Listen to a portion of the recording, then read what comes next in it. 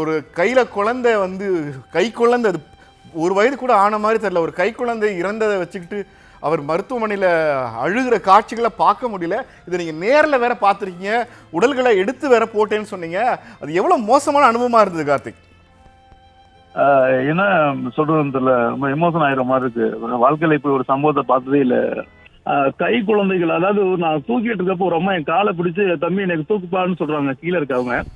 ஆனா மேல இருக்கவங்களை தூக்கிட்டு தான் அந்த கீழே இருக்கவங்களை தூக்கணும். ஆனா அது கீழே இருக்கப்ப அந்த அம்மா வந்து காலை பிடிச்சிட்டு அப்ப தம்பி என்னை தூக்குப்பா எப்படியாவது என்னை காப்பாத்திருப்பா அப்படின்னாங்க. அங்க இருக்க ஒரு 4-5 இளைஞர்கள் வந்து அந்த அம்மா வந்து இழுத்தவும் முடியல, ஏன்னா அவங்க மேல நிறைய பேர் படுத்திருந்தாங்க. அந்த அப்ப ஒரு குழந்தை ஒண்ணு, அதாவது கூட்டத்துக்குள்ள அந்த குழந்தை கிடந்தே தெரியல, அது தூக்கணும், அந்த குழந்தைய தூக்கணும். கொஞ்சம் மூவிங்ல இந்த மாதிரிதான் இருந்துச்சு. ஆனா அந்த குழந்தையும் கண்டிப்பா இறந்துருக்கும் தான் நினைக்கிறேன். ஒரு மோசமான சம்பவமா ஒரு கருப்பு நாளாவே ஆச்சு.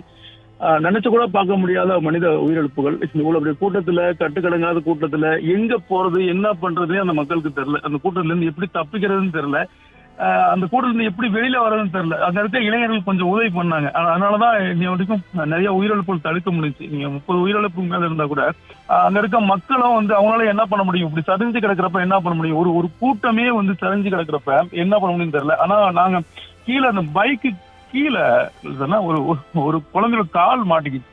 நாங்க மேல தூக்குறோம், அந்த குழந்தைய மேல தூக்குறோம்.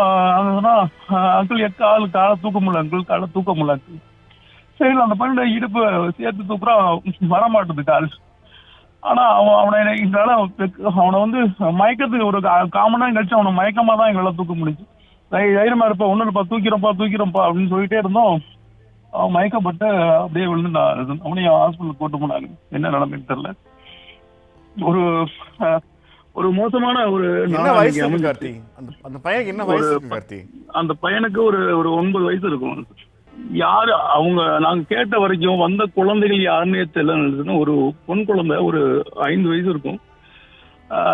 நல்லா அழகான பொன் குழந்தை கீழே உள்ள கடந்துருச்சு. தூக்கிட்டு அந்த குழந்தைய யாரு கையில வச்சுக்கிட்டு அந்த பொண்ணை வந்து மயக்கமா இருக்கா இல்ல இறந்துச்சான்னு கூட தெரியல. யாரு குழந்தைங்கன்னு கத்துறேன், யாரு குழந்தைங்க கேட்கறது கூட ஆள் இல்லை. அதனால நிறைய பேர் கடந்து வர்றதுனால பக்கத்துல கொண்டு அந்த குழந்தைய கொடுத்துட்டு இந்த குழந்தைய உடனே ஹாஸ்பிட்டல் ரெடி பண்ணுங்கன்னு சொல்லிட்டு அடுத்து நாங்க வேலையை ஆரம்பிச்சோம்.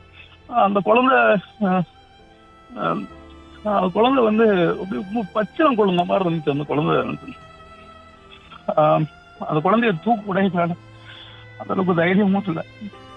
கண்ணுக்கு நேராவே மனித உயிர்கள் அப்படியே சரிஞ்சு கலந்து இது வரைக்கும் வாழ்க்கையில பார்த்ததே இல்லை. அவ்வளவு பெரிய பலமான மனிதரும் கிடையாது.